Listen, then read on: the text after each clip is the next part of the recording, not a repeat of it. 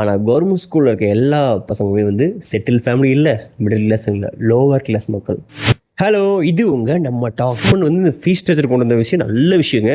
ஆனால் இது நீங்கள் ஃபீஸ் ஸ்ட்ரக்சர் கொண்டு வந்த மாதிரி கவர்மெண்ட் ஸ்கூலெல்லாம் இன்னும் கொஞ்சம் பெட்டராக படிக்கிற லெவலில் ஹைரண்டாக கொஞ்சம் மாற்றினீங்கன்னா நிறைய பேருக்கு நல்ல எஜுகேஷன் கிடைக்குங்க. ஏன்னா எல்லாராலையும் ப்ரைவேட் ஸ்கூலில் போய் சேர முடியாது. ஹைரண்டாக வந்து உங்களுக்கு ஒரு கிரிக்கெட் ஸ்டேடியம் மேக் பண்ணி கொடுங்க, இல்லை அங்கே ஒரு ஸ்விம்மிங் பூல் கட்டி கொடுங்க, நான் கற்றுக்கிறோம்லாம் கேட்கல. பேசிக் எஜுகேஷன் தேவை.